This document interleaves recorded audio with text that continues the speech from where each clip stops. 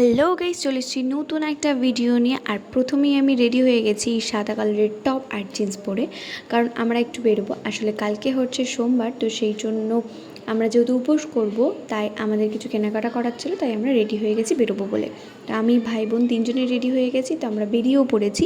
তো রাস্তায় বেরিয়ে দেখি রেলগেট পড়েছে। আমরা বেরোবো আর রেলগেট পড়বে না, এরকমটা তো হতেই পারে না। তো তারপরে আমরা রংঘর চলে আসি, কারণ এখানে বাজেটের মধ্যে আমরা সমস্ত কিছু পেয়ে যাই, আর এটা আমাদের কমফোর্টেবল জায়গা। তো সেই জন্য আমরা এখানে আসি, সমস্ত কিছু এখানে পাওয়া যাবে, ডেকোরেশন বলো, যা চাই। তো তারপরে আমরা বাড়ি ফেরার পথে আমরা ব্যাস মন্দিরে চলে যাই, আমাদের বহরমপুর কাশিম বাজারে ব্যাস মন্দিরের সামনে দিয়েই যাচ্ছিলাম। তো যাবো যখন, তো মন্দিরটা একবার দর্শন করবো না তাই হয়, তাই আমরা একটু ব্যাস মন্দিরে গেলাম। তো তারপর ওখান থেকে বেরিয়ে আমরা পাতালেশ্বর যাই। তোমরা অনেকেই হয়তো কাশিমবাজার পাতালেশ্বর শিব মন্দিরের সম্পর্কে শুনে থাকবে।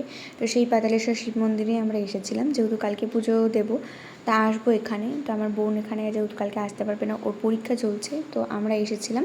তো ও বললো চ একবার গিয়ে দেখা করে আসি, তো তাই আমরা এসেছি। আমরা বাড়ির বাইরে বেরিয়েছি, আর কিছু খাবো না তা তো হয় না, না? তো চলো আজকের মতন টাটা, দেখা হচ্ছে নতুন একটা ভিডিওতে।